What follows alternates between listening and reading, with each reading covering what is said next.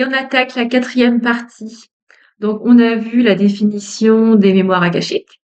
On a vu pourquoi on pouvait faire une lecture. On a vu qui pouvait faire une lecture. Et ben maintenant, on va parler de qu'est-ce qu'on va chercher dans la lecture et comment est-ce qu'on pose la question. À tout de suite. Alors, je vous cache pas que trouver la bonne question, c'est la partie de la lecture qui est la plus difficile. C'est simple à comprendre. Et oui, parce que quand on parle de vie antérieure, on se dit ça va être génial, on va comprendre plein de choses, etc. Mais là, on va aller travailler sur les blocages. Donc oui, effectivement, on va aller comprendre plein de choses, mais on est dans une zone qui est pas très confortable. Tout simplement parce qu'on parle de blocage, on parle de difficulté. Donc ça veut dire que derrière, on a une expérience là-dessus et que c'est pas une expérience qui est agréable. Donc ça implique, en arriver là, d'avoir déjà fait un petit travail personnel, de s'être déjà remis en question ou en tout cas d'avoir déjà conscience de qu'est-ce qui bloque dans ma vie?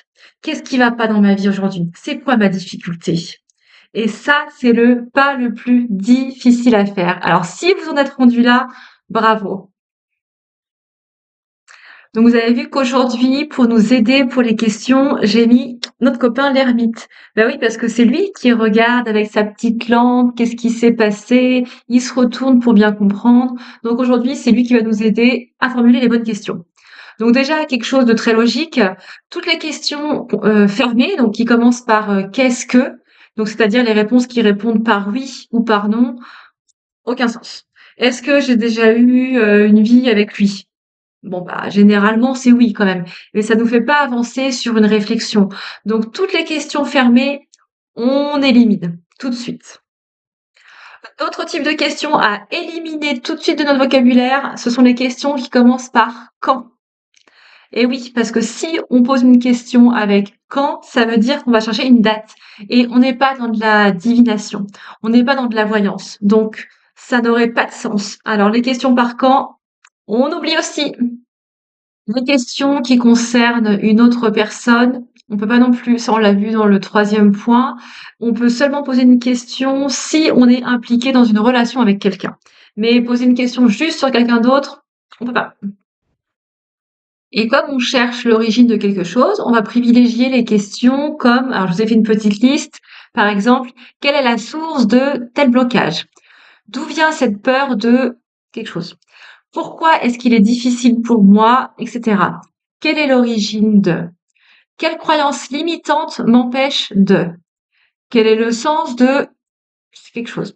Et qu'est-ce qui m'empêche de réussir, blablabla. Donc voilà, tous ces débuts de phrases, inspirez-vous, soyez créatifs, mais voilà, c'est vraiment des pistes pour vous aider. Je vais certainement les mettre, faire une petite liste en dessous de la vidéo pour que vous n'ayez pas à regarder à nouveau la vidéo pour les retrouver. Mais ce genre de questions, c'est ça qui nous intéresse.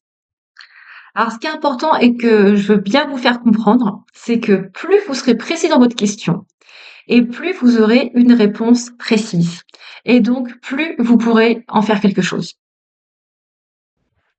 Rappelez-vous la comparaison qu'on a pris au tout début dans les premières vidéos. Quand on parlait des mémoires akashiques, on comparait ça à la grande bibliothèque de l'univers. Et ben là, c'est pareil. Si vous allez demain dans une librairie et que vous allez voir la dame ou le monsieur et vous lui dites que vous cherchez un livre, c'est tout. Bah, elle pourra pas vous aider plus. Donc, ce qui va être important, ça va dire que vous cherchez un livre de science-fiction ou de tel auteur. Ou voilà. Plus vous serez précis, plus vous allez pouvoir avoir de l'aide. Pareil, si on peut être un peu plus moderne et qu'on fait la recherche Internet, vous l'utilisez tous les jours. Je sais que vous savez vous en servir. Par exemple, si on prend la météo. Aujourd'hui, je veux savoir comment je vais m'habiller parce que je ne sais pas quel temps il fait. Si je tape sur le moteur de recherche météo, bah, il va pas se passer grand-chose parce que j'ai pas été assez précise. Maintenant, si je dis, OK, mais météo dans telle ville, parce que forcément, la météo, il va pas faire le même temps si on est au pôle Nord ou au pôle Sud. Tout comme il fera pas le même temps si c'est le matin, si c'est l'après-midi ou tard la nuit. Donc, plus vous serez précis en disant, mais moi, ce que je veux savoir, c'est quel temps il va faire aujourd'hui à Paris à 17 heures. Là, c'est quelque chose de précis. Et là, vous allez pouvoir vous adapter et avoir un comportement qui est cohérent avec l'information qu'on vous aura apportée. Souvent, ce que je conseille pour faire une question précise, c'est d'y aller par palier. C'est petit à petit, on va aller la développer, la décortiquer. Mais de toute façon, si c'est difficile, je suis là aussi pour vous aider. Il y a aussi une autre raison pour laquelle c'est important d'être précis. Et là, encore, je vais solliciter notre ami l'ermite. J'aime bien les métaphores, donc j'aime bien tout ce qui est magie, donc vous allez comprendre.